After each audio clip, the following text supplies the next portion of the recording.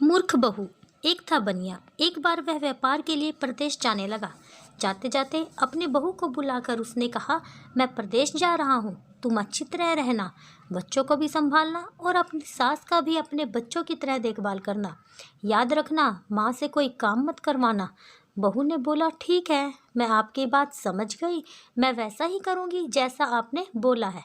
आप आराम से जाइए। बहू ने बात ध्यान में रखी। बनिया तो चला गया। बहू ने दूसरे ही दिन माँ जी से कह दिया, माँ जी, आपके बेटे मुझसे कह गए हैं कि माँ को अपने बच्चों की तरह संभालना और उनको कोई काम मत करने देना। अब आप घर का कोई काम मत कीजिए, आप तो इन बच्चों के साथ खेलिए, खाइए और मौज करिए।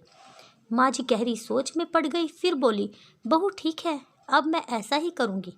कुछ दिनों के बाद बहू ने अपनी बेटी के कान छिदवाए। उस समय बहू को अपने पति की यह बात याद आई कि माँ को बच्चों की तरह ही संभालना है। इसलिए बहू ने माँ जी के कान छिदवाने की बात सोची। उसने माँ जी से कहा, माँ जी चलिए, आपके कान छिदवाने हैं। सुनकर माँ जी घबरा उठी। उन्होंने बहू से कहा, बहू मुझे अपने कान नहीं छिदवाने हैं, क्या अब अपने इस बुढ़ापे में कान छिड़वाऊं? बहू बोली, जी नहीं माँ जी, आपको तो यह करना ही होगा। मैं नहीं चाहती कि आपका बेटा मुझे कुछ कहे, इसलिए आपकी मैं अच्छी से देखभाल करूंगी। मेरी दोनों आंखें बराबर हैं, जैसी लड़की है वैसे ही आप भी हैं। माँ जी मन ही मन समझ गई और सुनार के पास बैठकर उन्होंने अपने कान छिदवा लिए। सुनार ने कान छेड़े और कान में धागा भी डाला। बहू जिस तरह रोज रोज लड़की के कान में तेल लगाती थी, उसी तरह माँ जी के कान में भी लगाती रही। थोड़े दिनों बाद बहू ने अपनी बेटी के लिए बाली बनवाई तो उसे अपने पति की बात याद आई। फिर उसने माँ जी के लिए भी बाली बनवाई और कहा, आइए आपको भी यह बाली पहना दूँ।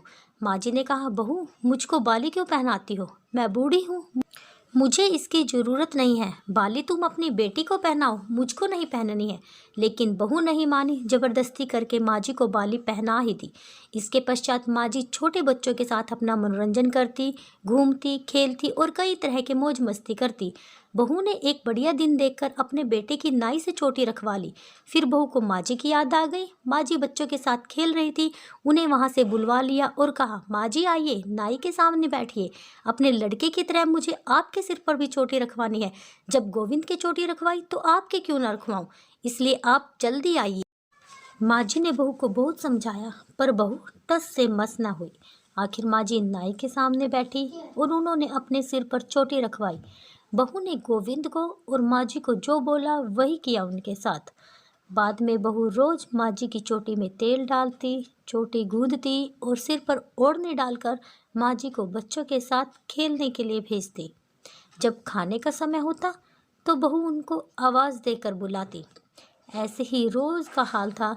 जब बेटा घर वापस आया तो सबसे पहले उसने बहू से माँ के बारे में पूछा कि माँ कैसी है और कहा, मुझे उनसे आशीर्वाद लेना है।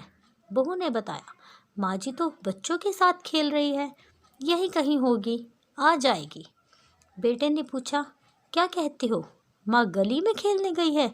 गली में तो बच्चे खेलते हैं, क्या बूढ़ी माँ कहीं खेलने जाती है? बहू ने कहा, मैं तो माँ को खेलने भेजती हूँ, आपने कहा नहीं था कि माँ को बच्चों की तरह रखना। मैंने तो लड़की की तरह ही माँ के कान बिधवाए हैं और कानों में बालियाँ पहनाई हैं। जब लड़के की चोटी रखवाई तो मैंने माँ की भी चोटी रखवा ली थी। जब मैं सबको खेलने भेजती हूँ तो माँ को क्यों ना भेजूँ? मुझको सबके साथ एक सा व्यवहार करना चाहिए। पति समझ गया कि उसकी मूर्ख स्त्री की अकल का दिवाला निकल गया है। बाद में पति के कहने पर बहू ने माँ को पुकारा। माँ जी गली में से खेलती खेलती आई और अपने बेटे को देखकर उसकी आंखों में आंसू छलछला आए।